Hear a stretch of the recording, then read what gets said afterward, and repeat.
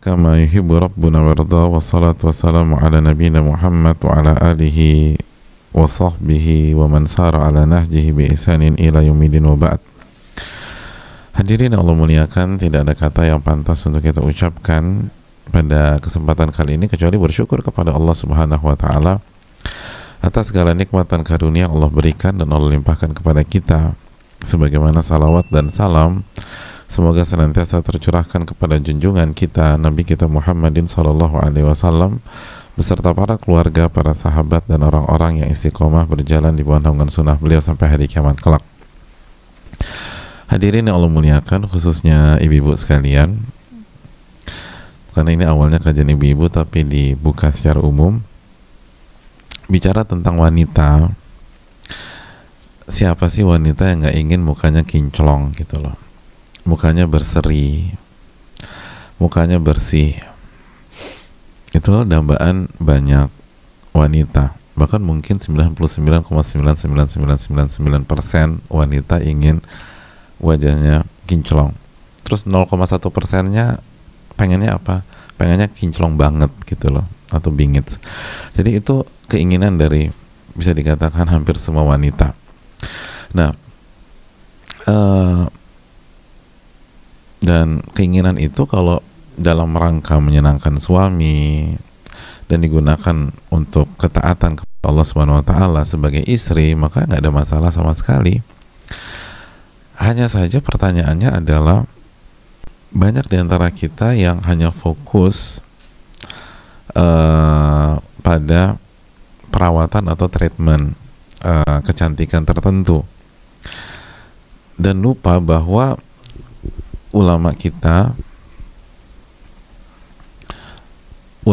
itu ternyata memberikan tips kepada kita.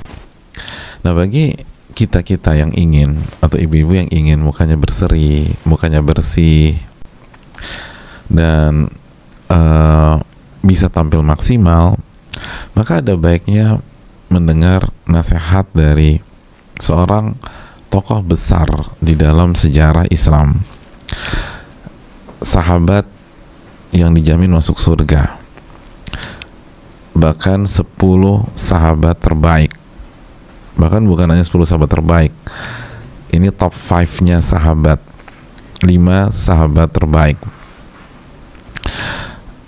Dan di waktu yang sama beliau adalah menantu Rasul Sallallahu Alaihi Wasallam. Sudah mengkerucut ya, jadi udah ada gambaran 5 terbaik, lalu menantu Nabi SAW. Kira-kira udah ada gambaran belum siapa beliau? Oke, saya kasih clue lagi. Bukan hanya menantu, tapi beliau menikahi 2 anak wanita Nabi SAW, tentu saja bukan pada waktu yang sama. Dan saya rasa hanya tinggal satu nama yang ada di benak kita. Siapa nama tersebut? Abdurrahman bin Auf? Ya bukanlah jamaah. Namanya adalah Utsman bin Affan radhiyallahu ta'ala an, Dzun Nurain, pemilik 2 cahaya, yang artinya pernah menjadi pemimpin dan mengimami 2 putri Nabi kita Sallallahu Alaihi Wasallam.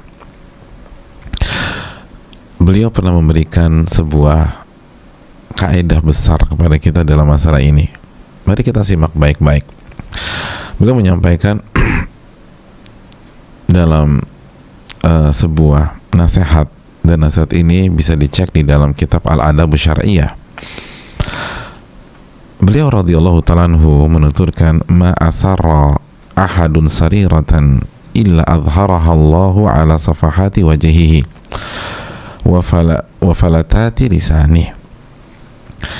Tidaklah seseorang menyembunyikan rahasia,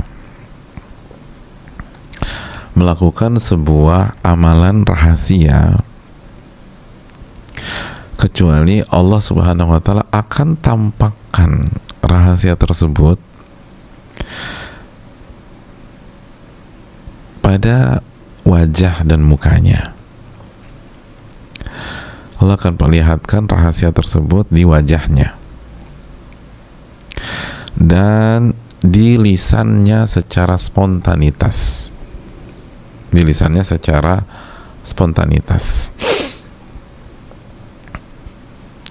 falatati lisani itu bagaimana cara dia berbicara secara spontanitas, nggak pakai skrip, nggak pakai naskah.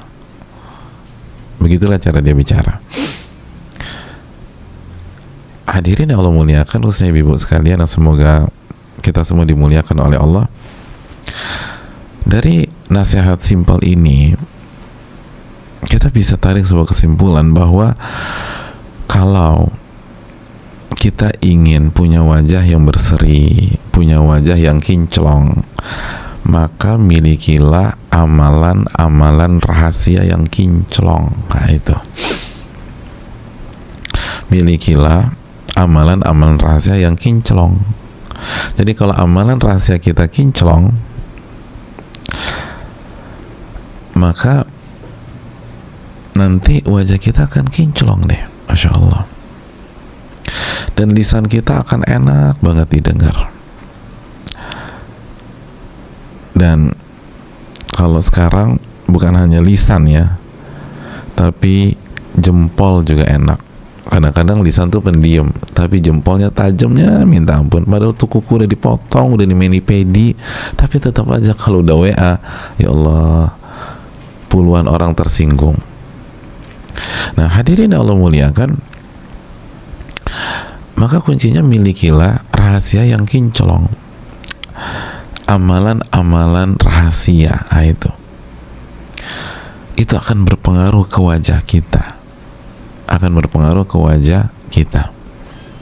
Kita akan punya air muka yang bagus, air muka yang seger, yang nyenengin, yang orang tuh kayak senang banget ngelihat kita gitu ya, khususnya suami kita. Lalu teman-teman wanita kita, kalau ini ibu-ibu, tentu saya, kok mbak kok wajahnya kok berseri banget, nah gitu, pasti perawatan. Iya, perawatan dong, masa nggak perawatan? Perawatannya apa? Tahajud perawatannya, nah gitu, Masya Allah. Perawatannya itu sholat sunnah di rumah sendirian, nah itu. Perawatannya itu baca Quran ketika nggak ada orang, Masya Allah. Dan amalan-amalan kinclong lainnya. Dan ini nggak main-main. Yang memberikan tips adalah orang yang terbukti sukses di dunia dan akhirat, orang sosok yang dijamin masuk surga, Utsman bin Affan radhiyallahu taala an. Oleh karena itu bagi kita semua, baik ibu-ibu maupun jika ada bapak-bapak atau ikhwan yang dengar, kalau kita ingin punya wajah yang berseri, kita harus punya waktu sendirian dengan Allah Subhanahu wa taala, lalu kita isi dengan ibadah. Kita isi dengan ibadah.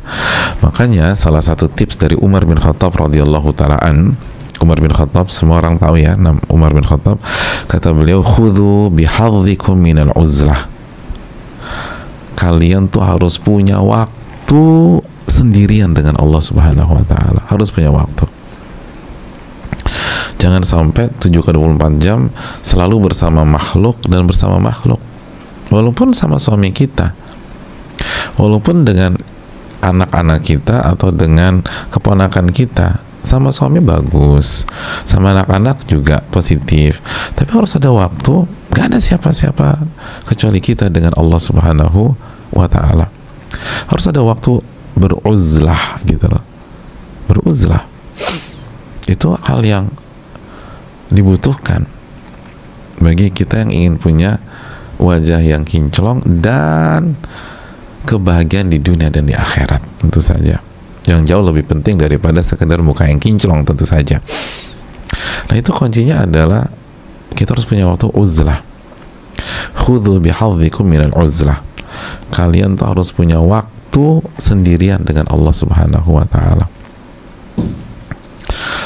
Itu hal yang penting. Dalam kesempatan lain juga mengatakan al-uzlatu rahatun min khullatis su'. Bersendirian dengan Allah itu adalah saat-saat yang rohah. Itu saat-saatnya kita istirahat dari orang-orang yang buruk. Karena ketika kita sendirian, sejatinya kita hanya berdua-duaan dengan Al-Muhsin yang maha baik, Ar-Rahman Ar-Rahim yang maha pengasih lagi maha penyayang. Betul, suami kita itu sangat mencintai kita. Tapi siapa di antara kita punya suami yang sempurna? Siapa di antara kita punya suami yang nggak pernah nyebelin, yang nggak pernah marah-marah, yang nggak pernah membuat kita sedih gitu ya? Ya namanya suami manusia, sesoleh-solehnya pasti ada waktunya, aduh aku tuh lagi sebel banget sama lakiku misalnya gitu. Padahal sih emangnya lakimu itu jahat? Enggak sih, dia orang yang paling hebat ibadahnya yang pernah aku tahu gitu loh. Tapi yang namanya juga manusia. Tapi ketika kita berkholwat dengan Allah, beruzlah, bersendirian dengan Allah, maka kita sedang bersama zat yang maha pengasih lagi maha penyayang, zat yang maha baik, yang maha bijak, yang gak ada satupun setitik sifat buruk. Makanya rohah itu yang dirasakan para ulama, itu yang dirasakan oleh Umar bin Khattab radhiyallahu ta'ala gitu loh. Kita butuh gitu loh. Lalu kita isi dengan apa? Kalau udah berdua-duaan dengan Allah nih, kita isi dengan apa? Loh kok tidur? Jangan. Al-Imam Sa'id bin Musayyib, pakar fikih terbaik di masa tabi'in, kata beliau, al-uzlatu ibadatun wa dzikr. Kalau sudah kita punya waktu menyendiri dengan Allah, maka itulah waktu ibadah dan waktu berzikir kepada Allah. Gitu. Itu prime time-nya waktu ibadah dan zikir. Salah satu prime time. Jadi hadirin Allah muliakan, dan salah satu manfaatnya ke wajah tadi kata Utsman bin Affan, ke wajah. Di samping ibu-ibu misalnya perawatan kecantikan dan seterusnya selama tidak haram ya, tapi ini harus dilakukan nih jamaah, ini harus dilakukan.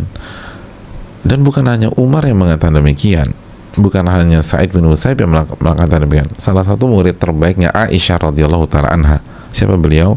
Al-Imam Masruq. Al-Imam Masruq pernah menyatakan, innal mar'a la haqiqun an takuna lahu majalisu yakhlu fiha yadhkuru fiha dhunubahu fayastaghfiru minha. Seseorang itu butuh memiliki momen-momen, majelis-majelis yang tidak ada seorang pun kecuali dia dengan Allah Subhanahu wa taala. Dan di sana dia mengingat dosa-dosanya. Dan di momen itulah dia beristighfar kepada Allah Subhanahu wa taala. Subhanallah. Itu kata para ulama, itu kebutuhan.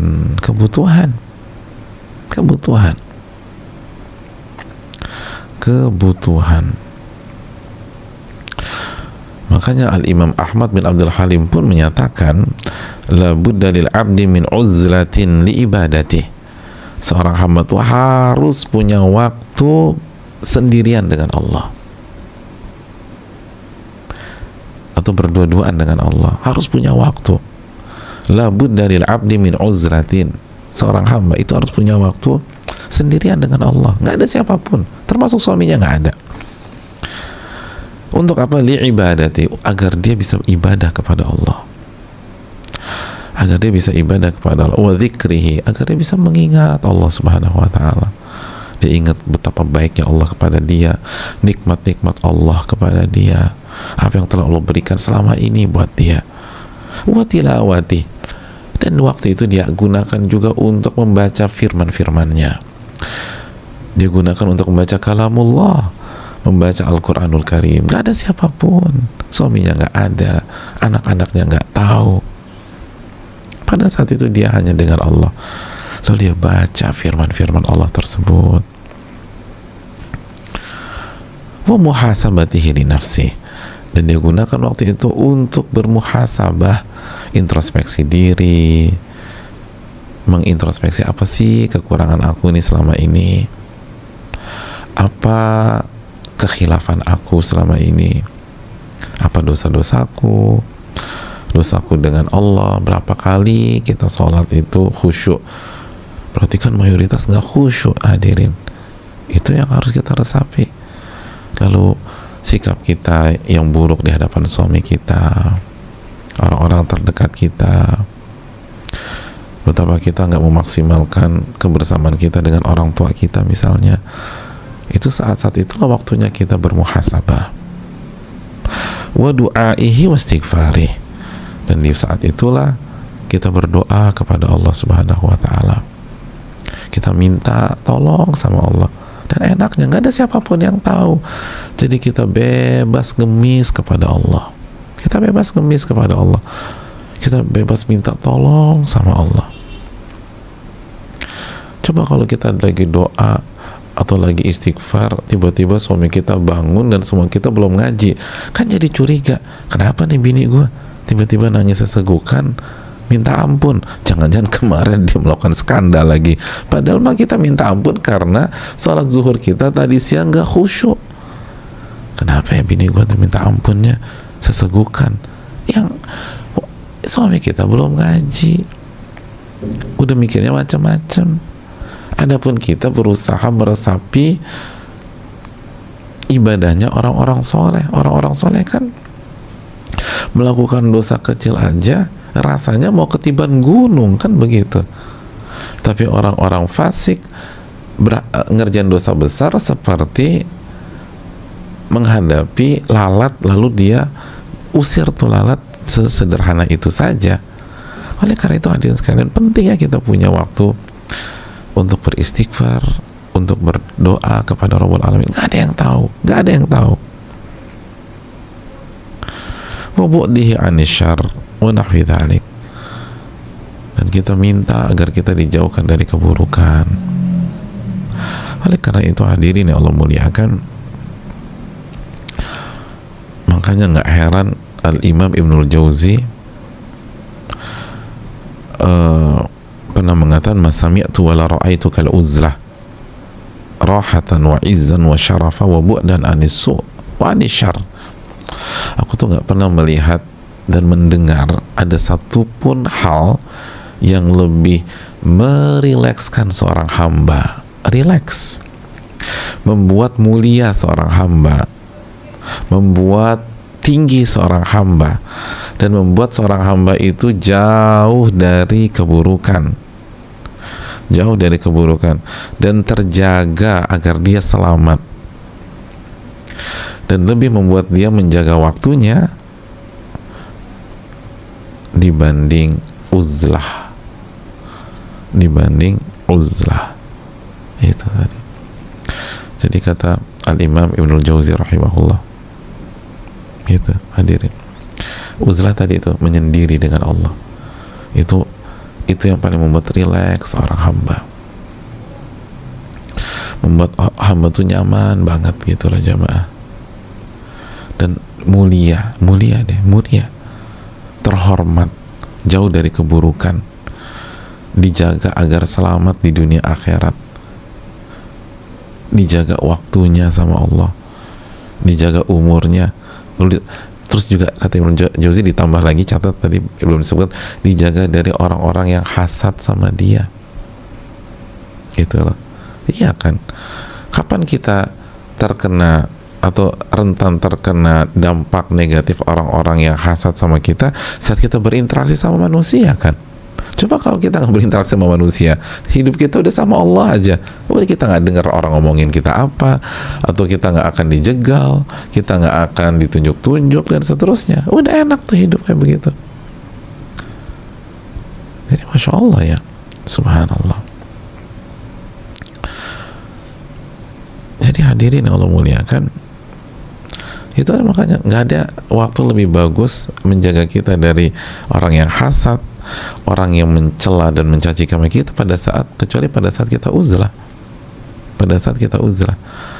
Makanya kan aku sih uzlah Pak Ustadz udah 2 pekan ini, tapi kenapa aku masih sakit hati aja?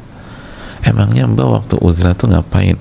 Aku buka-buka WA gitu loh sama instastoryku, ya pantesan aja sakit hati, yang dibuka gadgetnya juga, ngelihat grup, kesel lagi, ya Allah kok dia tega banget ngomong gini kepada aku, ya sakit hati lagi. Jadi kalau udah uzur, udah jangan pegang-pegang gadget, kecuali buka mushaf gitu loh. Mushaf yang ada di gadget, udah itu aja, yang lain jangan dibuka. Udah, kita dengan Allah Subhanahu wa Ta'ala. Lalu kita pikirkan akhirat, persiapan bertemu dengan Allah Subhanahu wa Ta'ala, itu yang terbaik udah. Jadi ini penting jemaah sekalian. Oleh karena itu tanya diri kita, coba tanya diri kita, sudahkah kita punya amalan rahasia?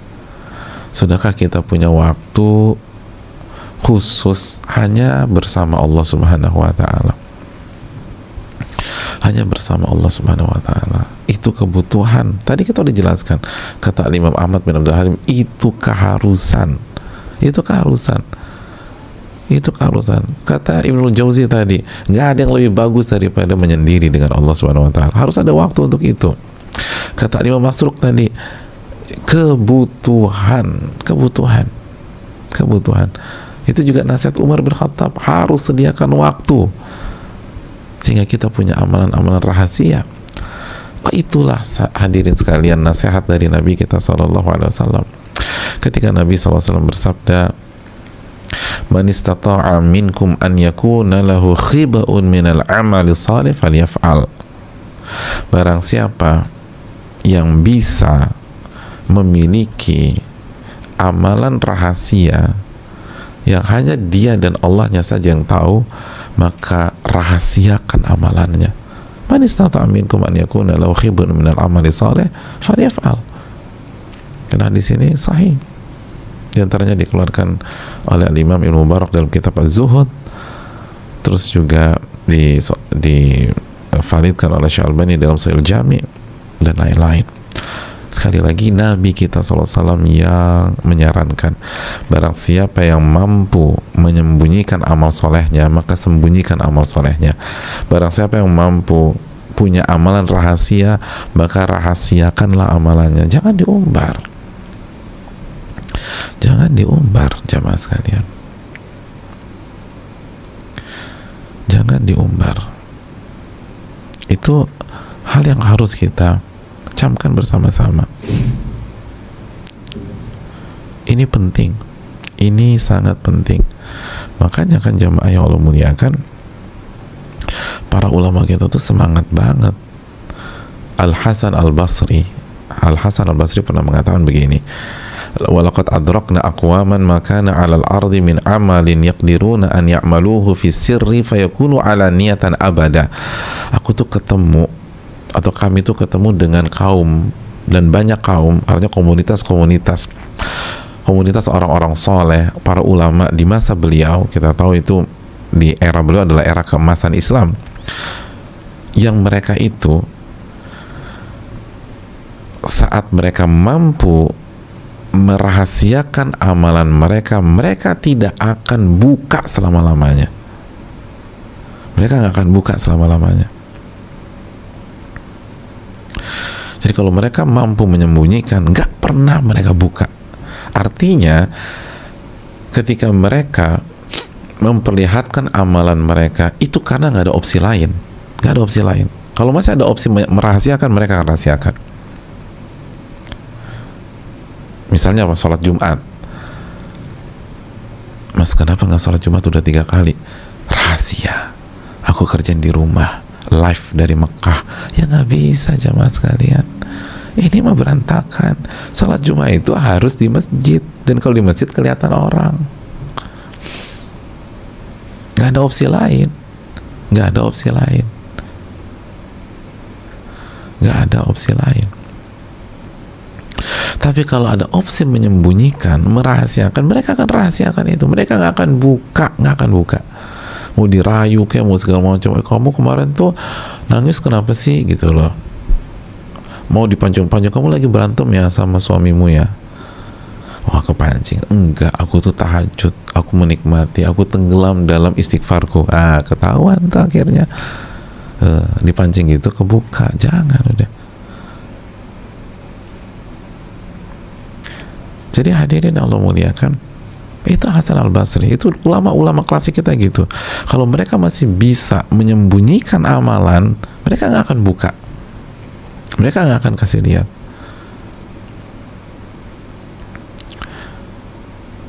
mereka nggak akan kasih lihat. Jadi udah tutup aja deh gitu loh. Kalau kita puasa sunnah, bukanya udah nggak usah ada orang tahu. Kenapa kalau pas kita buka, kita posting di grup, selamat berbuka sister, itu biar semua orang tahu Anda lagi berbuka. Jadi ngapain dibuka? Udah diem aja.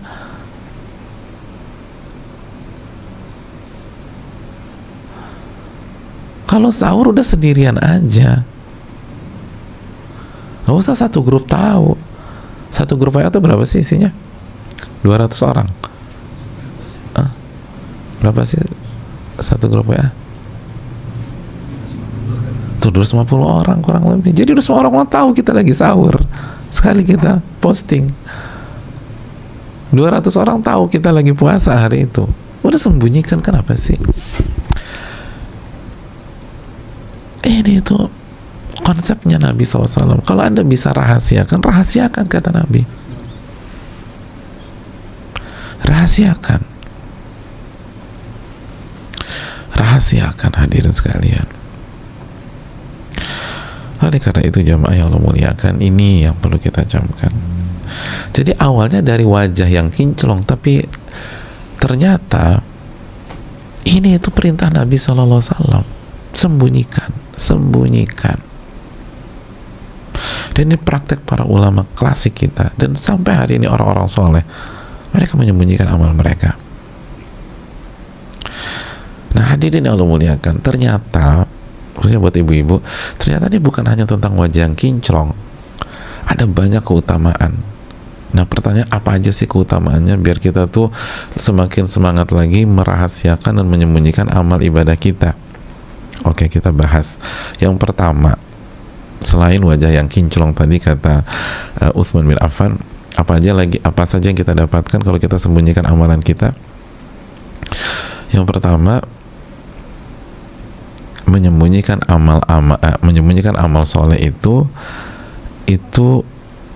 bukti kejujuran iman kita kepada Allah, bukti keikhlasan kita kepada Allah Subhanahu wa Ta'ala, bukti keikhlasan kita kepada Allah Subhanahu wa Ta'ala. Dan ini nggak main-main ya hadirin, ini bukti keikhlasan kita kepada Allah Subhanahu wa Ta'ala. Jadi kalau kita ingin kalau kita ingin tahu sebenarnya amalanku ini ikhlas apa enggak ya, coba perbanyak sembunyikan amal soleh gitu, perbanyak sembunyikan amal soleh. Makanya Al-Imam Wahab bin Munabbih, salah satu ulama klasik besar,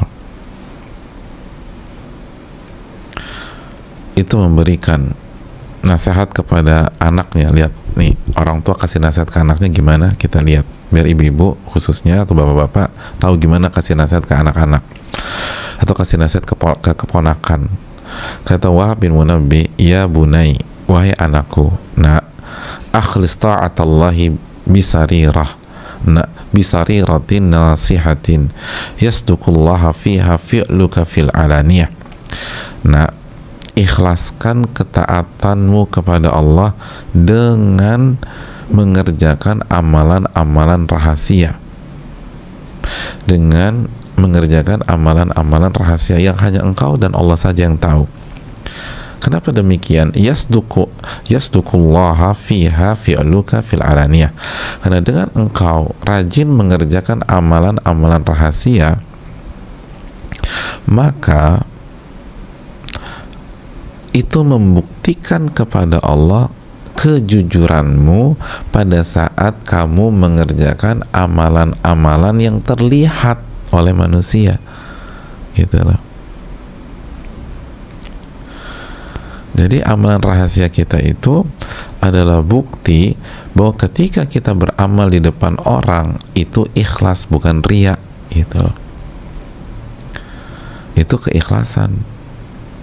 Kalau ibu-ibu nih, jadi sholat ibu-ibu ketika nggak ada siapa-siapa, bacaan Al-Quran ibu-ibu kan ketika sendirian di kamar, itu adalah pembuktian bahwa ketika ibu-ibu berhijab ibu berhijab karena Allah Subhanahu wa taala, bukan karena sedang hits, bukan karena fashion, bukan karena ingin tampil, bukan karena ingin show off, bukan ingin pamer, bukan untuk mengumbar keanggunan, bukan, itu karena Allah. Ya kan kita tahu pakaian ibu-ibu sekalian itu kan pakaian ketakwaan, itu takarub kepada Allah. Wanita yang menutup aurat pakai hijab misalnya, itu kan ibadah kepada Rabbul Alamin. Nah pertanyaannya, ikhlas nggak pada saat kita berhijab? Apalagi hijab kita bagus, hijab kita mahal, hijab kita elegan dan seterusnya. Dan itu kan salah satu hal yang paling susah di dunia ibu-ibu kan. Gimana menata hati ketika pakai busana, itu susah banget.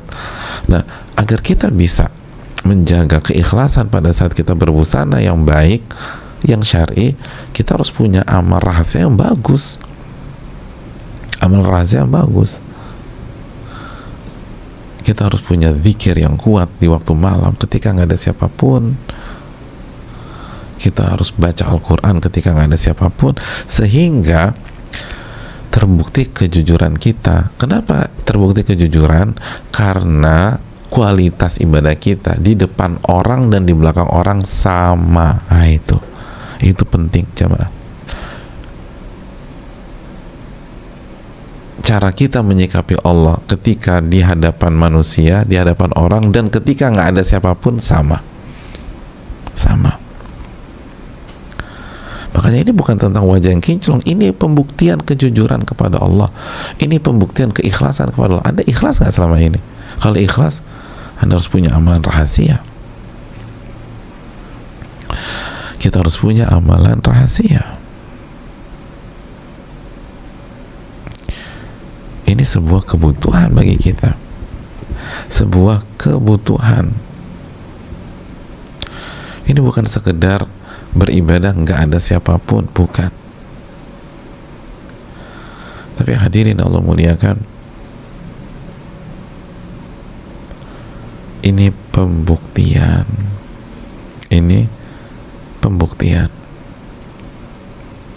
Makanya Al-Fudail bin Iyad pernah mengatakan, kana yuqal min akhlaqil anbiya wal asfiya al akhyar at-tahirah qulubuhum khalaiqu thalatha. Ada sebuah kaidah yang diakui para ulama dari zaman ke zaman, kata Fudail bin Iyad, bahwa akhlaknya para nabi dan akhlaknya orang-orang yang ikhlas, yang hatinya bersih,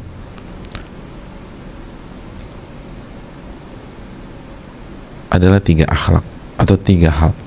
Yang pertama al-hilm, kematangan, kedewasaan dalam bersikap. Yang kedua al-anah, tidak tergesa-gesa dalam bertindak dan bersikap. Jadi matang, dewasa, dan kalau berbicara atau bersikap tenang. Dan yang ketiga hadzun min qiyamil lail, mereka punya waktu dan porsi untuk qiyamul lail sendirian, gak ada siapapun. Itu hadirin, pada saat orang-orang gak ada gitu. Jadi hadirin yang Allah muliakan, itu kata Fudail bin Iyad, 3 hal yang dimiliki dan menjadi karakter, yang menjadi lifestyle dan pola hidup para nabi dan orang-orang soleh yang hatinya bersih, hatinya ikhlas, jujur sama Allah. Apa? Yang pertama al-hilm, kematangan, kedewasaan, wal ana, tidak tergesa-gesa dalam bersikap, merespon dan bertindak, semua tenang, calm gitu ya. Dan yang ketiga punya porsi rutin untuk qiyamul lail,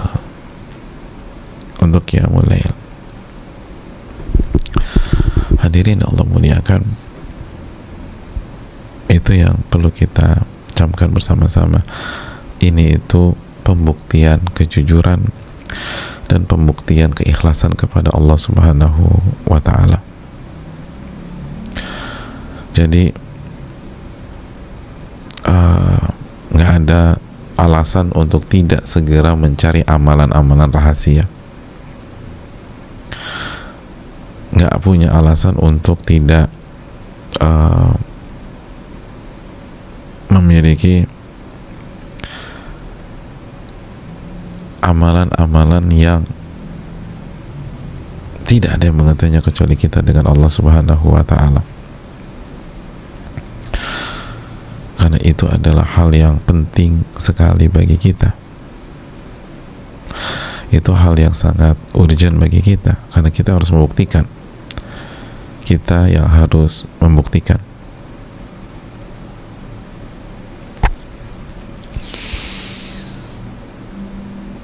Makanya para ulama kita mengatakan bahwa agama kita akan senantiasa baik dan soleh jika rahasia kita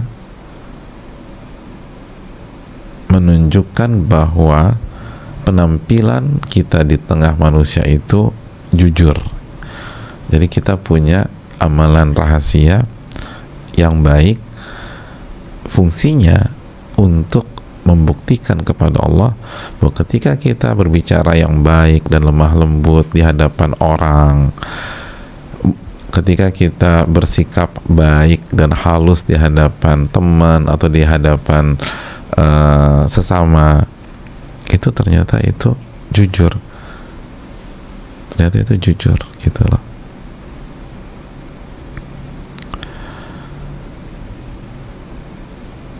Jadi yang membuktikan sikap kita di depan orang itu kemunafikan atau itu sebuah kejujuran adalah amalan-amalan rahasia kita. Itu hadirin Allah muliakan.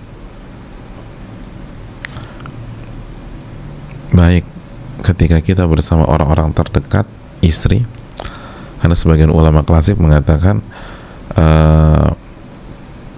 sebagian ulama memasukkan sikap dengan istri itu termasuk amalan rahasia, atau sikap dengan suami dengan pasangan itu termasuk amalan rahasia, maupun ketika tidak ada siapapun, termasuk pasangan kita nggak ada, suami kita nggak ada, dan istri kita pun juga tidak ada. Itu lebih-lebih lagi. Ya.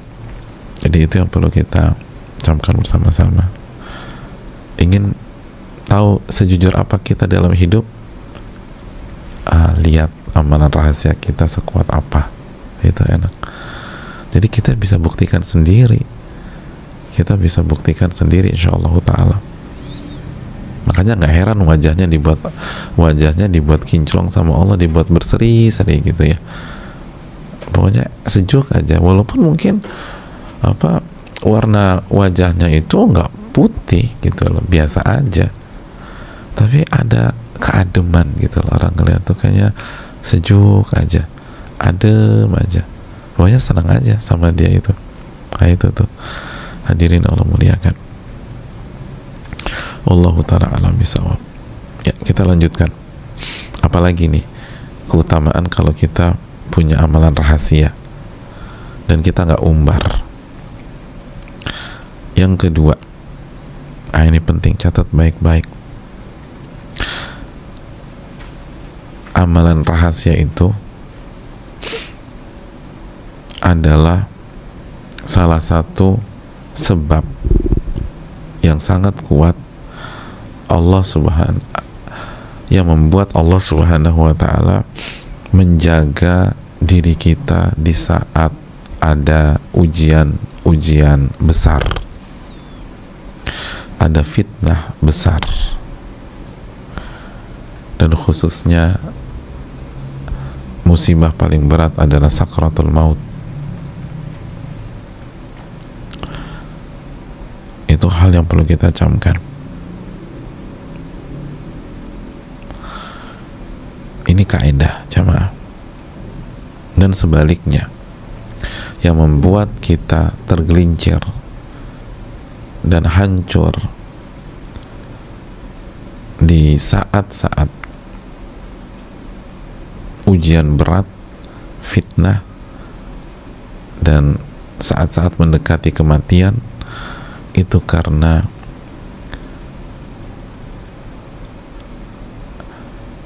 amalan rahasia kita buruk.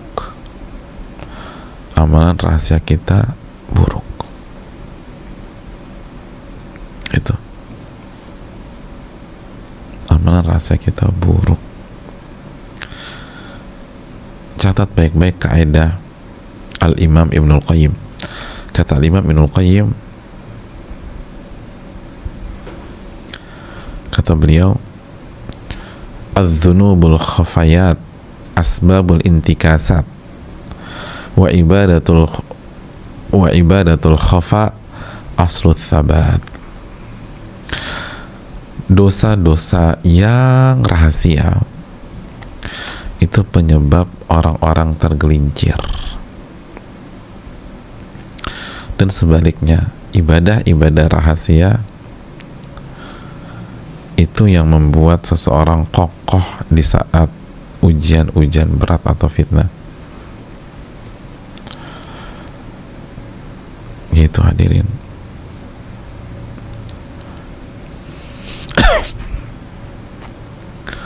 Sekali lagi, dosa-dosa rahasia, dosa-dosa pada saat kita sedang sendiri gitu ya, itu yang membuat kita tergelincir di saat-saat fitnah atau ujian, atau di detik-detik terakhir kehidupan kita. Sebagaimana ibadah-ibadah rahasia, aslut thabat, itu dasarnya kekokohan. Saya lupa tadi saya terjemahan apa. Ini terjemahan yang paling tepat. Aslut thabat, asal. Ini pondasinya kekokohan dalam menghadapi ujian besar atau fitnah. Itu jemaah. Makanya apa kata Nabi sallallahu alaihi wasallam? Wa inna ahadakum la ya'malu bi amali ahlil jannah hatta ma yakuna bainahu wa bainaha illa dhira' fayasbiqu alaihi alkitab faya'mal bi amali ahlin nar fayadkhulaha. Bahwa sesungguhnya salah seorang dari kalian itu mengisi kehidupannya dengan amal-amal ahli surga, amal-amal ahli surga, sampai jarak antara dia dengan kematiannya tinggal zero aja gitu loh. Sebentar lagi meninggal.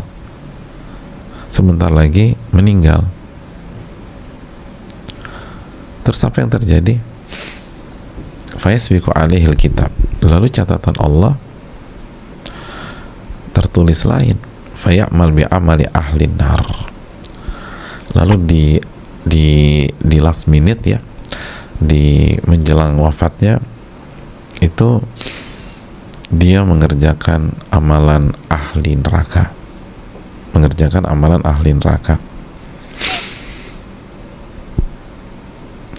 Apa yang terjadi? Fayadkhulaha, maka dia masuk neraka. Gitu jemaah, dia masuk neraka.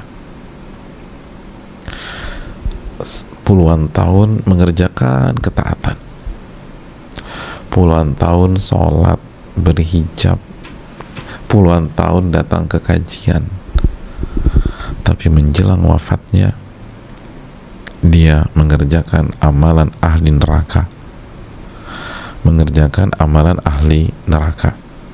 Apa yang terjadi? Dia masuk neraka.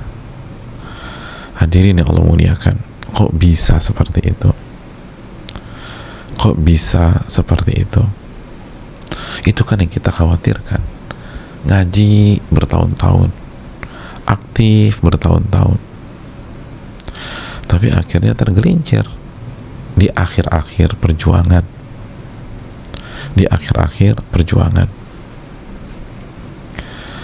Oleh karena itu hadirin yang Allah muliakan, dalam riwayat yang lain dalam hadis Muslim, inna rajula la ya'malu zamana tawil bi amali ahlil jannah. Sesungguhnya ada orang yang dalam waktu yang sangat panjang mengerjakan amalan-amalan ahli surga. Thumma yukhtam lahu amaluhu bi amali ahli nar.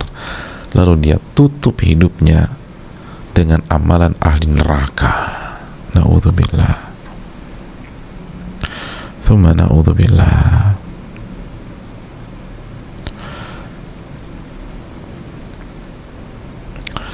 Kok bisa jemaah? Langsung masuk neraka dia.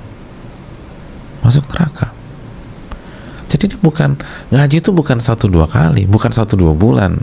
Kata Nabi SAW, zamanul tawil, dalam waktu yang lama banget. Az-zamanul tawil, lama. Mungkin 15 tahun ngaji, mungkin 20 tahun, mungkin 30 tahun. Tapi begitu mendekati hari wafatnya tergelincir, dia kerjakan amalan ahli neraka,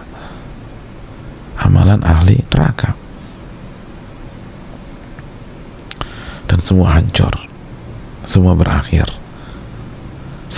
tragis.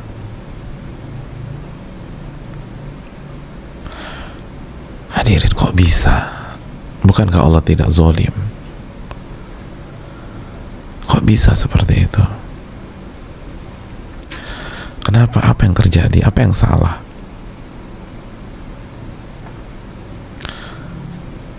Dan hadis ini sahih, hadis Bukhari yang sebelumnya adalah hadis Muslim.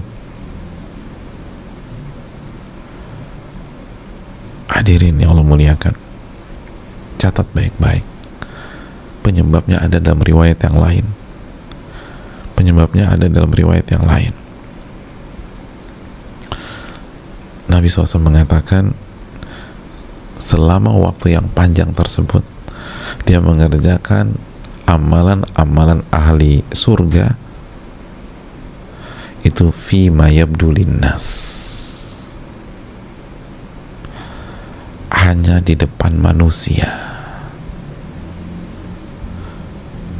Jadi dia baik, dia santun, dia berakhlak mulia, dia jaga lisan, dia sholat, dia kajian, dia jadi panitia, atau dia jadi jamaah yang istiqomah fima yabdulin nas, hanya di hadapan manusia.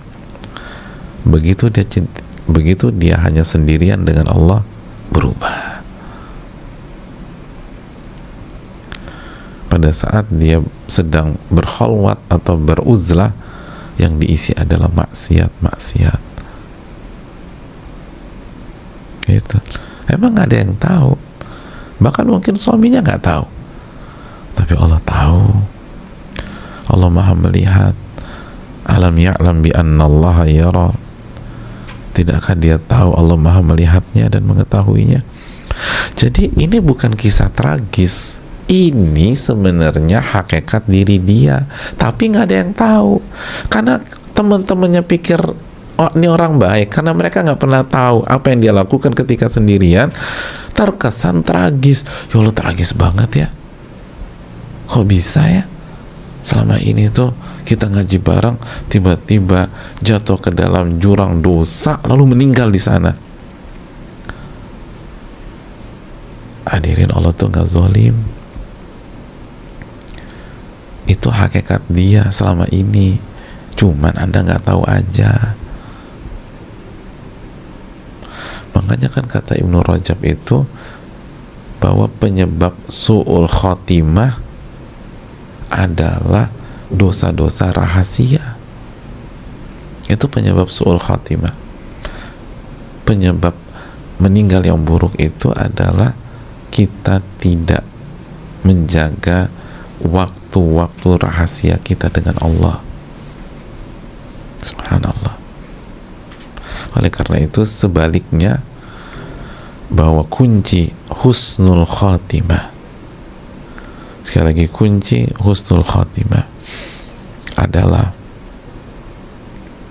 punya ibadah-ibadah rahasia, punya ibadah-ibadah rahasia.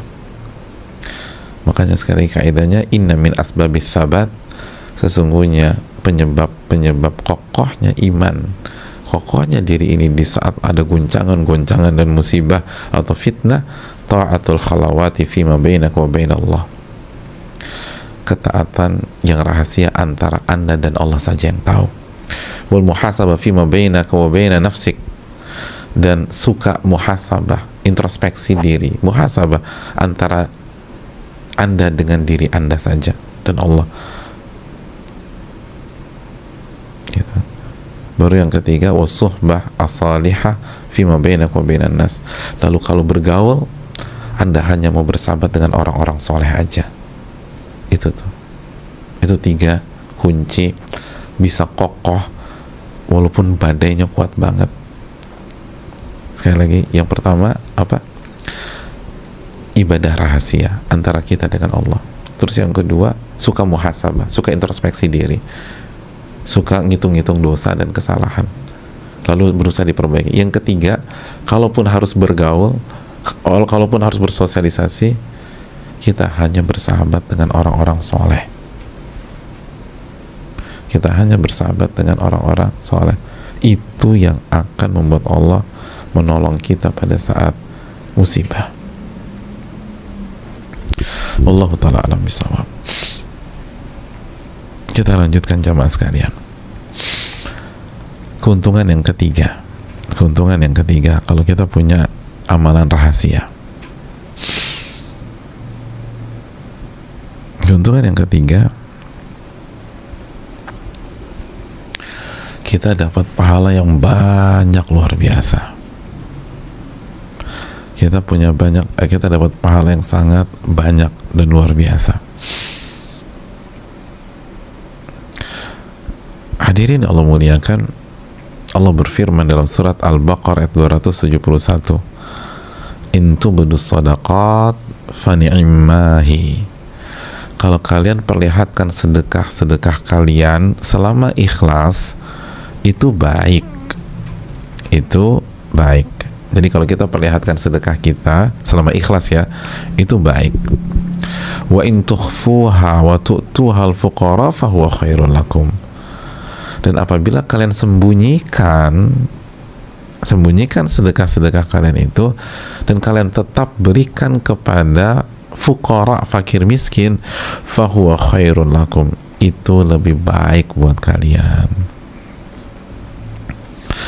Itu lebih baik untuk kalian. Gitu hadirin. Itu lebih baik untuk kalian.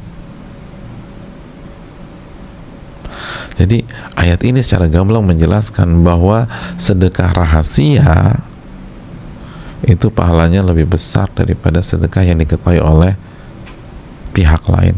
Jadi itu kalau ngasih itu orang tuh nggak usah sampai tahu, apalagi sengaja dikasih tahu. Tapi kalau kita udah berusaha rahasia, ternyata terungkap, itu nggak ada masalah. Kita udah berusaha rahasiakan, ternyata terungkap, akhirnya kita dipuji, nggak usah khawatir, karena kata Nabi SAW, tilka ajilu busyral mu'min, itu kabar gembira yang Allah segerakan di dunia bagi seorang mukmin. Jadi pujian yang kita tidak undang, pujian yang kita tidak cari, pujian yang kita tidak inginkan, karena kita berusaha menyembunyikan amal soleh kita, tapi kalau Allah singkap, maka itu adalah kabar gembira dari Allah Subhanahu wa Ta'ala. Gitu hadirin.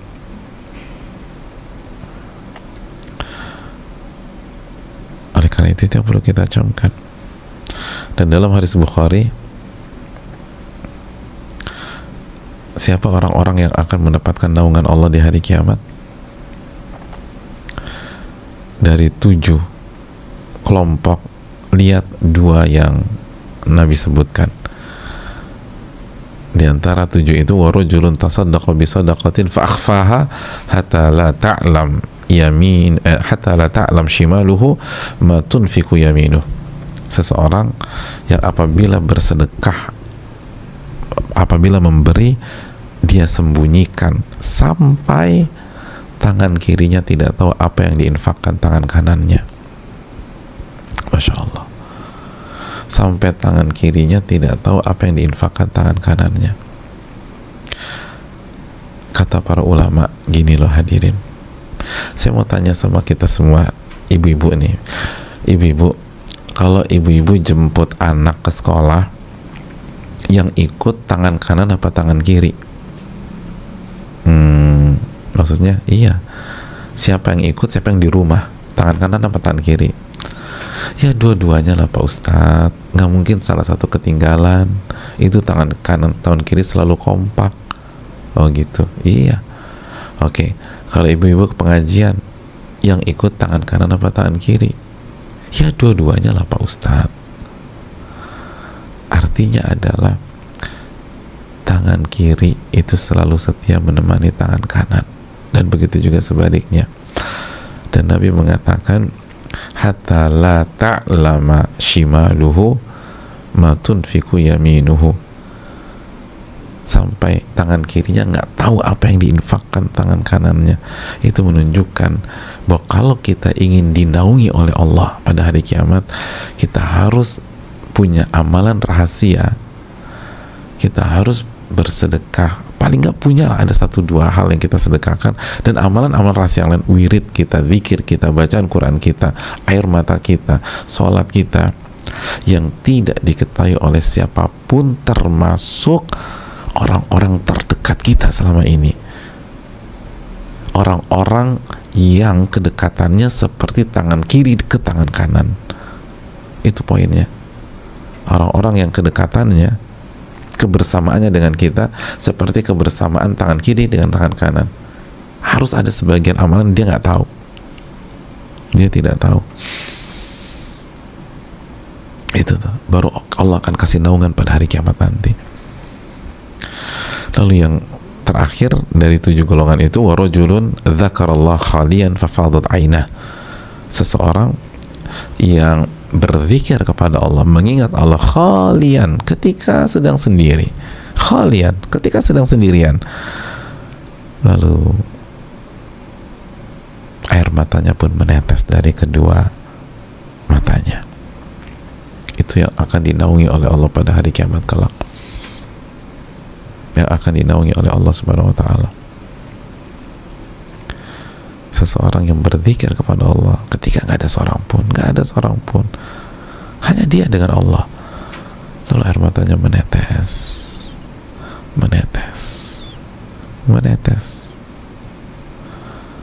karena mengagungkan Allah Subhanahu wa ta'ala, karena takut akan dosa-dosanya kepada Rabbul Alamin, karena terharu betapa baiknya Allah kepada dia. Padahal dia banyak dosa, dia banyak khilaf, dia banyak kesalahan. Gak pantas kita dapat ini semua. Siapa yang kasih semua ini? Allah Subhanahu wa ta'ala. Tanpa terasa air mata itu berjatuhan, membasahi pipinya, menetes ke sajadahnya atau ke spray kasurnya, dan nggak ada yang tahu pada saat itu, nggak ada yang tahu, hanya dia dengan Rabbul Alamin. Itu orang-orang yang akan dinaungi oleh Allah pada hari kiamat kelak. Masya Allah, ini pahala luar biasa jemaah, pahala luar biasa. Oleh karena itu,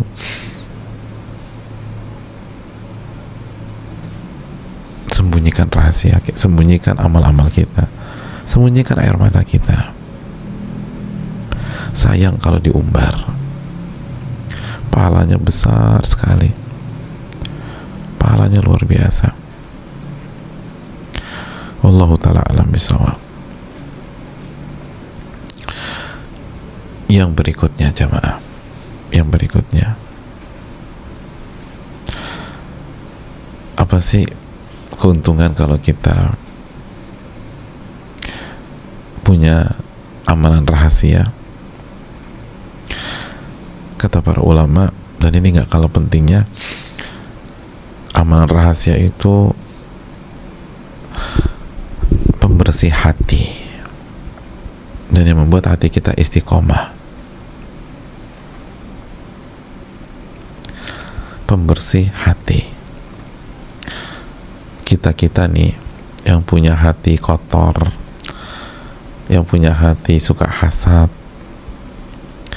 yang punya hati susah banget berubah, yang punya hati pesimis, yang mentalnya tuh nggak kuat gitu ya, yang punya hati sombong, punya hati sombong, yang bosi,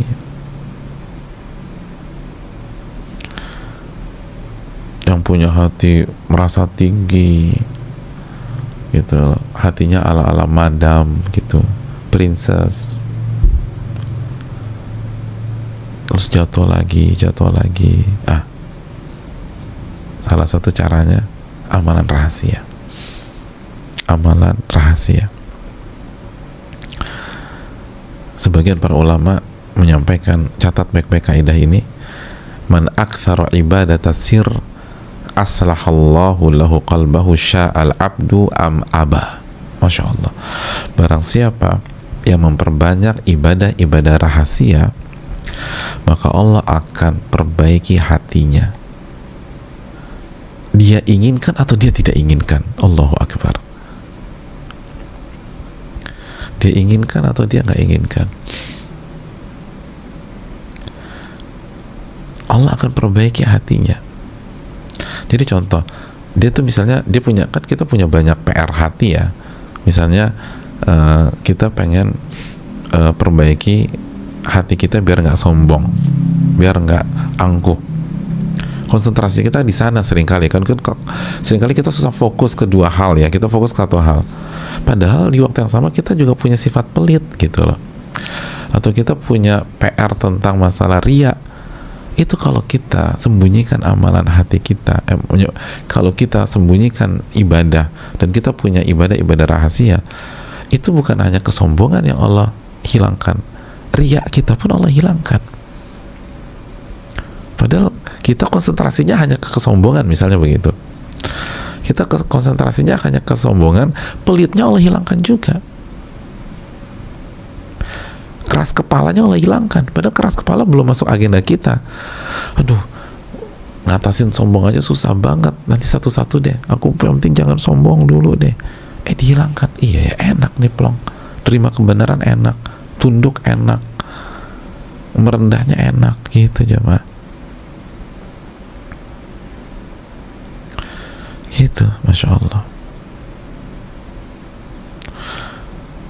Makanya Nabi SAW itu menambah ibadah-ibadah di waktu malam kan gitu. Makanya apa kata Allah dalam surat Al-Muzammil, ya ayyuhal muzammil qumil laila illa qalila. Wahai orang yang berselimut, qiyamul laila, kecuali di sedikit waktu saja. Nisfahu awin qusminhu qalila, kalau bisa setengah malam tuh qiyamul lail, atau kita turunkan sedikit. Au zid alaihi warattilil qur'ana tartil, atau ditambah justru, dan bacalah Al-Quran secara tartil. Subhanallah. Makanya nggak heran bagaimana Nabi menjadi manusia yang hatinya paling bersih, karena begitu ibadah malamnya. Dan ibadah malam ibadah rahasia. Itu yang perlu kita camkan jamaah sekalian. Itu yang perlu kita renungkan. Makanya Hudzaifah bin al-Yaman itu pernah ditanya oleh seseorang. Simak baik-baik pertanyaannya. Kata orang tersebut, hal ana minal munafikin, apakah aku termasuk orang-orang munafik, wahai Hudzaifah? Pertanyaannya, apakah aku termasuk orang-orang munafik? Apa kata Hudzaifah? Lihat jawaban Hudzaifah. Atusolli idza khalauta wa tastaghfir idza adnabta. Saya mau tanya sama kamu, apakah kamu sholat ketika sedang sendirian? Kamu sholat nggak ketika sendirian? Qiyamul lail apa enggak? Jaga sholat sunnah nggak ketika sendirian? Dan kamu beristighfar nggak ketika berdosa? Kata orang tersebut, na'am, iya, aku sholat. Kata Hudzaifah, idhab fama ja'alakallahu munafiqa. Pulanglah, karena Allah tidak menjadikan kamu orang munafik. Masya Allah. Pulanglah, karena Allah tidak jadikan kamu orang munafik. Gitu. Kan kita sering, apalagi kadang-kadang kita suka hancur ketika salah lagi, sampai kita bertanya, saya tuh munafik nggak ya? Nah ini cara ceknya. Punya amalan rahasia nggak? Punya amalan rahasia nggak? Orang-orang munafik itu nggak punya amalan rahasia. Kenapa? Karena orang munafik itu Allah jelaskan dalam surat An-Nisa 142, yura'unan nas wa la yadhkurunallaha illa qalila. Mereka itu sukanya pamer di hadapan manusia, riya di hadapan manusia. Kalau nggak ada manusia, males. Wa idza qamu ila shalah qamu kusala. Kalau mereka berdiri untuk sholat, beranjak untuk sholat, mereka mengerjakan sholat itu malas-malesan. Itu orang munafik. Yura'unan nas, karena mereka sukanya memperlihatkan amalan di hadapan manusia. Mereka nggak suka amalan sembunyi-sembunyi. Mereka nggak suka amalan rahasia. Mereka ingin tampil. Dan mereka tidak berzikir kepada Allah kecuali sedikit saja. Jadi kalau hatinya mau bersih, miliki amalan rahasia. Hatinya mau tawadu, perbanyak amalan rahasia. Kita ingin hilangkan sifat sombong, sifat tinggi, perbanyak amalan rahasia. Kita ingin nggak punya hati hasad sama orang, milikilah amalan rahasia. Bahkan Nabi SAW setengah malam, kurangi atau lebihkan. Subhanallah. Makanya beliau adalah manusia yang hatinya paling bersih. Nah, hadirin, ketika hati itu bersih, pastikan pengaruh ke wajah, jamaah. Pasti pengaruh ke wajah. Wajah tuh enak aja dilihat. Mau wajah secantik apapun, kalau hati kotor tuh nggak enak kelihatnya, jamaah. Ini yang perlu kita camkan.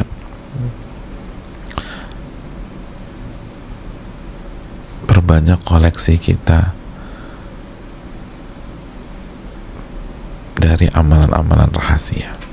Ini yang bisa disampaikan, semoga bermanfaat, dan kita buka sesi tanya jawab. Wassalamualaikum warahmatullahi wabarakatuh.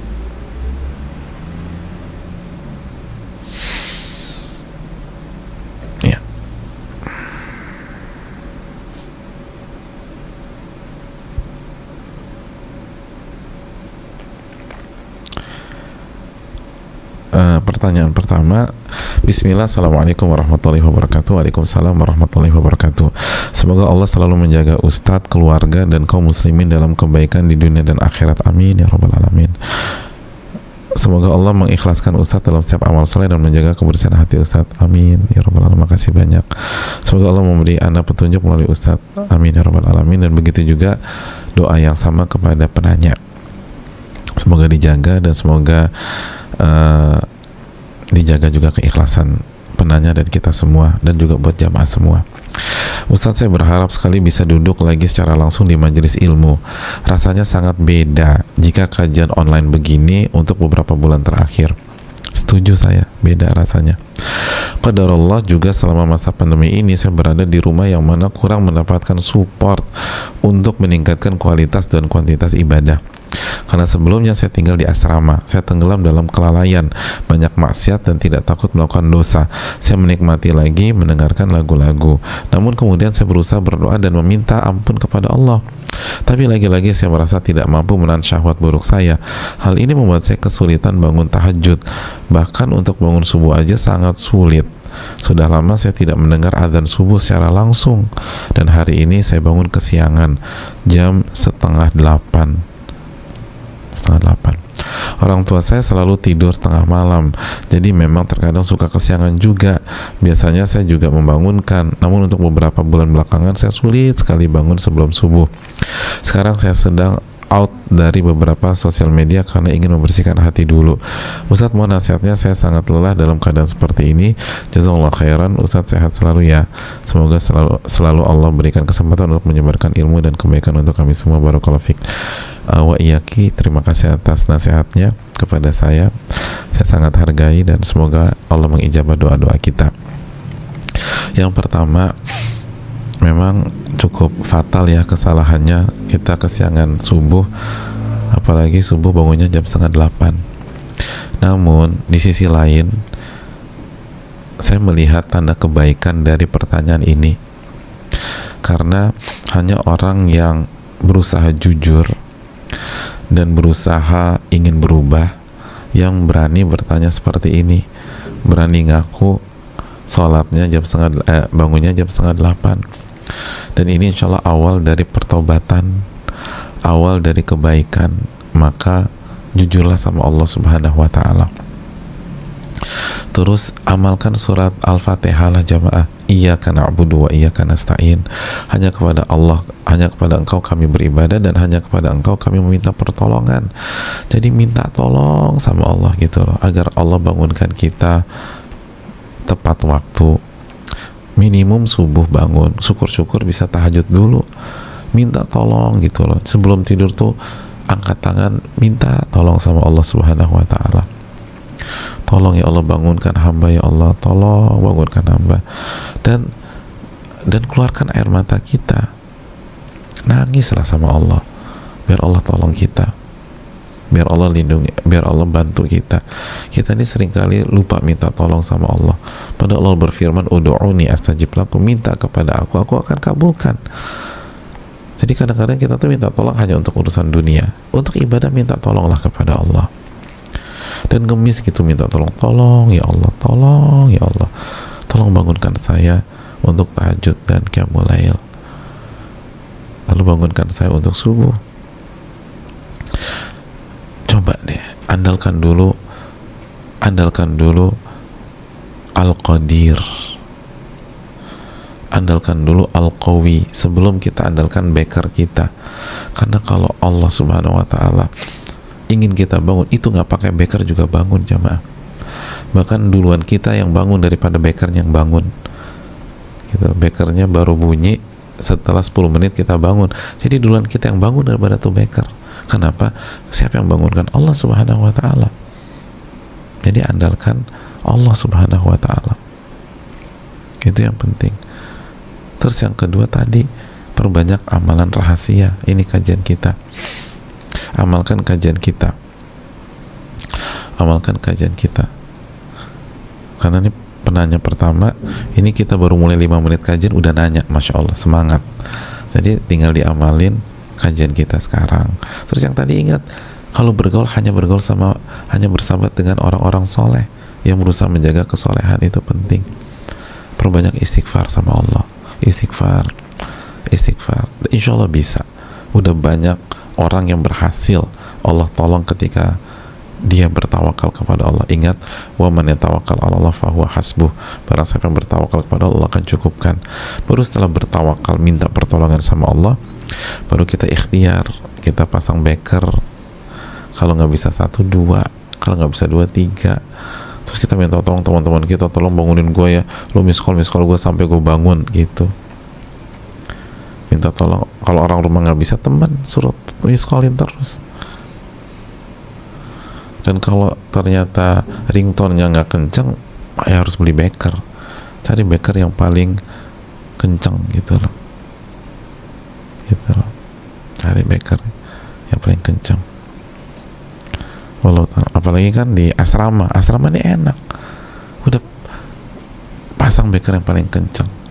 Kalaupun kita nggak bangun, temen sekamar kita yang bangun dan ngebangunin kita, bangun, kok ini keganggu tahu, kita akhirnya oh iya bangun juga gitu loh. Kalau temen kamar kita bangun, temen kamar sebelah kalau yang bangun juga, Masya Allah. Jadi kita bangunin satu lantai, ya Allah Ta'ala bisa. Jadi intinya berusaha, berikhtiar, tapi tawakal sama Allah. Dan memang beda, datang langsung kajian dengan ini beda, tapi ini yang bisa kita lakukan. Ya udah, fattaqullaha mastata'tum, bertakwalah kepada Allah semampu kalian. Dan kita jangan buka pintu buat si syaitan. Nanti syaitan goda lagi, ya beda, jadi nggak usah kajian online, nanti aja nunggu ketika kajian di masjid dibuka kembali. Akhirnya kita nggak ngaji futur, kita down, dan akhirnya kita tenggelam dalam dosa. Jadi walaupun beda, tetap kajian online, karena hanya ini maksimal, ikhtiar maksimal yang bisa kita lakukan. Wallahu taala bisa, mungkin itu.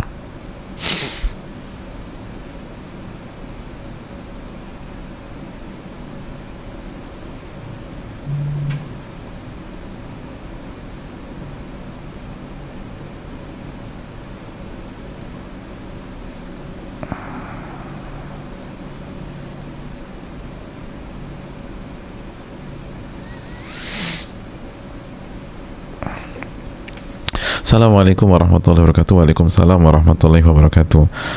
Ustadzuna Muhammad Nuzul Fikri hafidhakumullah wa iyyak. Semoga Allah menjaga penanya juga, yang semoga dirahmati oleh Allah Subhanahu wa taala beserta keluarga dan umat muslim di seluruh dunia. Amin ya rabbal alamin. Begitu juga dengan yang bertanya. Afwan, mohon izin bertanya kepada Ustadzuna. Silahkan. Beberapa hari yang lalu ada yang menuduh saya sebagai pihak ketiga dalam hubungan rumah tangga orang, dikarenakan suaminya di hari itu bertanya tentang jualan saya. Saya sebagai penjual hanya melayani customer saya dengan baik dan ramah, pelayanan sesuai syariat dan fast respon dalam melayani customer. Namun istrinya menuduh saya wanita ketiga di hubungan mereka. Saya tidak kenal mereka berdua sama sekali, tapi mereka mengenal saya. Namun di saat itu juga istrinya berkata kata-kata yang tajam, tuduhan dan tudingan. Lalu saya menjelaskan suaminya menghubungi saya hanya sekedar perihal jualan saya, dan situ pula saya tidak membalas hujatan sang istri, karena saya lebih better membalas dengan hal baik. Ya, better nggak perlu pakai lebih lagi kali ya. Saya lebih better ya. Saya lebih better membalas dengan hal baik dan berusaha melemahkan hawa nafsu saya sendiri biidznillah, karena saya single parents dan penjual di online shop. Apakah tindakan saya sudah betul?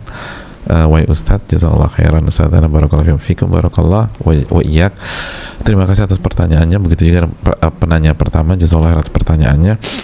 Jawabannya, alhamdulillah sudah benar, jangan direspon. Masih ingat kajian Riyadhus Shalihin kita, khudhil afwa wa'mur bil urfi wa'arid anil jahilin. Maafkan dan terus mengajak kepada kebaikan, dan berpalinglah dari orang yang bersikap bodoh. Orang yang bersikap bodoh, menuduh orang sebagai pihak ketiga tanpa bukti, itu kan sikap yang bodoh, hadirin sekalian. Jadi nggak usah direspon. Itulah surat Al-A'raf ayat 199. Khudhil afwa, maafkan, tetap ajak yang baik, dan berpalinglah. Jadilah hamba-hamba Allah. Hamba-hamba Allah, masih ingat dalam surat Al-Furqan ayat 63 kalau nggak salah ya, wa ibadur rahmanil ladzina yamshuna 'alal ardi hauna, dan hamba-hamba Ar-Rahman yang berjalan di atas permukaan bumi dengan kerendahan. Wa idza khatabahumul jahiluna qalu salama. Dan orang-orang yang apabila diajak bicara oleh orang yang bersikap bodoh dan berkata-kata bodoh, mereka merespon dengan baik, nggak terprovokasi, tidak terprovokasi. Sama seperti ucapan Utsman bin Affan, barang siapa yang membuat sebuah amalan rahasia, maka akan terlihat di wajahnya yang berseri dan lisannya, gitu loh. Lisan itu cerminan hati seseorang. Jadi kalau orang lisannya sumpah serapah, tajam dan seterusnya, padahal juga nggak benar. Benar aja nggak boleh begitu, apalagi nggak benar. Maka itulah kualitas hati seseorang. Nah, kita jangan terpancing. Kita berusaha menata hati, gitu loh. Ingat para ulama, kita sudah sempat sebutkan Ibnu Sahnun misalnya, ketika dicela, dicaci maki orang, beliau hanya mengucapkan jazakallah khairan. Itu aja udah, jazakallah khairan. Itu para ulama kita. Udah, jangan terprovokasi. Udah benar, alhamdulillah. Dan juga ingat, Allah maha melihat dan maha besar Allah subhanahu wa ta'ala. Itu poinnya.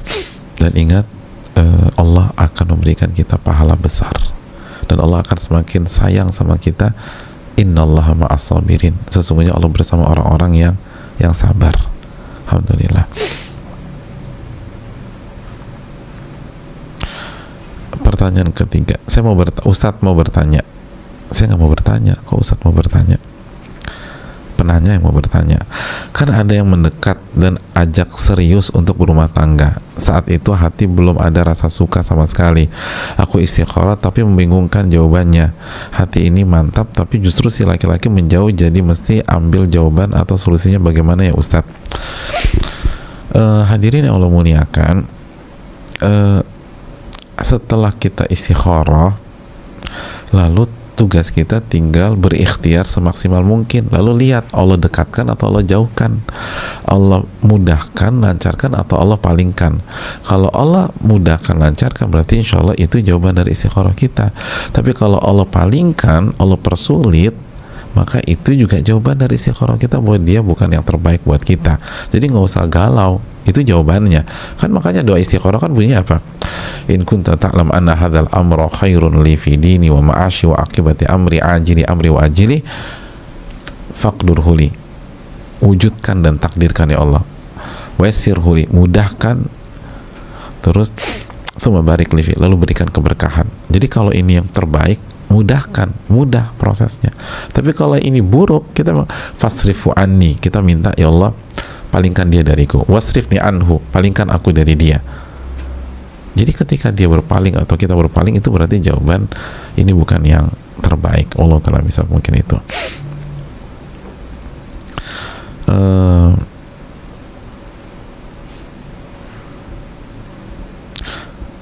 Bismillah, assalamualaikum warahmatullahi wabarakatuh. Ustaz, Afan, Anda mau bertanya bagaimana jika amal ibadah rahasia terpaksa harus terbongkar karena ada uzur, misalnya batas waktu dalam mengerjakan ibadah terbatas, hampir habis sehingga terpaksa harus dikerjakan ketika orang-orang melihat. Jazakallah khair. Nggak masalah. Tadi kan kita sudah bahas surat Al-Baqarah ayat berapa? 271 ya. Intu budu sodaqat fani imahi. Apabila kalian perlihatkan sedekah kalian yang ikhlas itu, maka nggak masalah, boleh, baik, selama ikhlas. Jadi kalau ada uzur, Allah Maha tahu, kita bukan sengaja. Ya nggak boleh itu sengaja nampilin untuk tujuan yang negatif, untuk dipuji. Bahkan kalau menampilkan untuk tujuan positif boleh, tapi hati-hati, jangan bermudah-mudahan. Contohnya kita ingin mengedukasi anak kita, kita ingin kasih teladan buat anak kita. Jadi sekali lagi, ini yang perlu kita camkan. Allah Ta'ala bisawab. Jadi insya Allah diperbolehkan.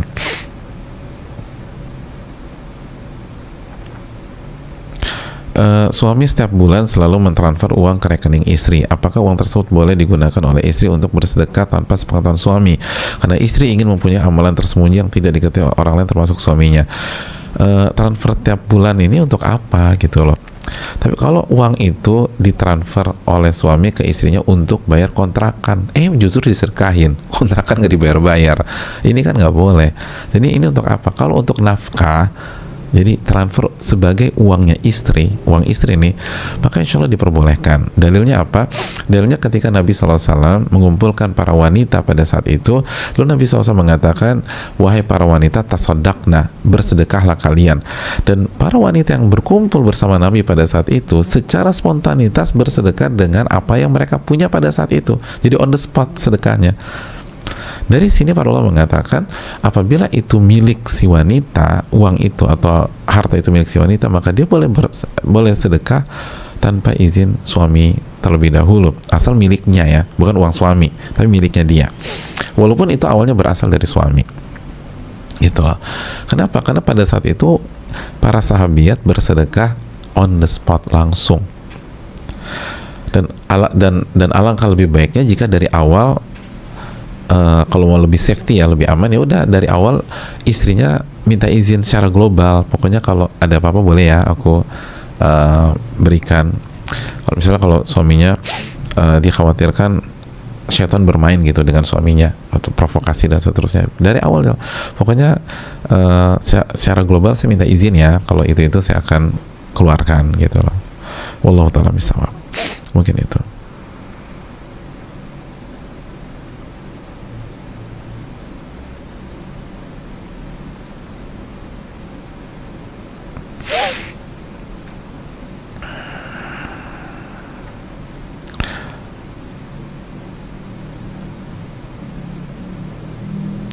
Assalamualaikum warahmatullahi wabarakatuh. Waalaikumsalam warahmatullahi wabarakatuh. Semoga Allah subhanahu wa ta'ala senantiasa menjaga dan memberkahi Ustadz, keluarga, dan seluruh kaum muslimin dimanapun berada. Amin ya rabbal alamin. Begitu juga penanya. Mohon maaf, izin bertanya Ustadz terkait menyembunyikan, merahasiakan amal soleh kita. Apakah ketika kita share catatan kajian yang rutin kita ikuti termasuk menampakkan amal soleh kita? Apa baiknya catatan kajian cukup kita keep dan amalkan sendiri sebagaimana amal rahasia? Syukron wa jazakallahu khairan Ustadz. Terima kasih atas pertanyaannya. Yang pertama, ini penting, kalau maksudnya share catatan secara umum, maka ini bukan hanya berkaitan dengan amal rahasia, tapi adabnya kita harus minta izin sama guru kita atau ustadz kita, karena di share secara umum. Itu adab dalam dunia ilmu. Bahkan dulu saya ingat banget, ada salah satu teman sekelas itu catatannya komplit banget dalam ilmu usul fikih, lalu saking komplitnya di share ke kita semua, bahkan bukan hanya buat kita ke adik kelas kita juga.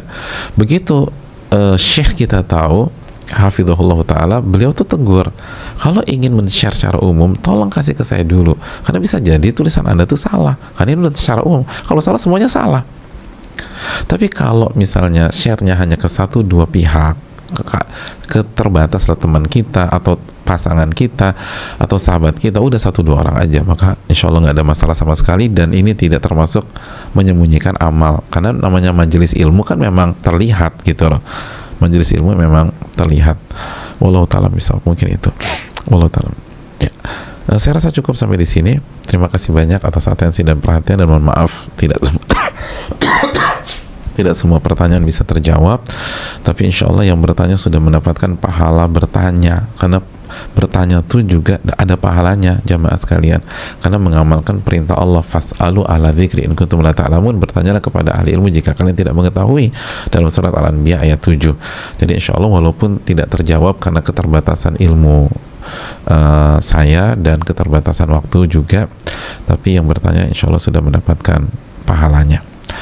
Terus semangat, makasih banyak, semoga bermanfaat khususnya bagi yang berbicara maupun yang mendengarkan, dan semoga bisa diamalkan. Mulai sekarang perbanyak amalan-amalan rahasia, karena ini penting banget, dan kita minta kepada Allah agar Allah memberikan kita ilmu bermanfaat dan menjauhkan dan menjaga kita dari ilmu yang tidak bermanfaat, dan semoga Allah menerima amal ibadah kita. Rabbana taqabbal minna, Allahumma inna nas'aluka ilman nafi'an wa na'udzubika min ilmin la yanfa'.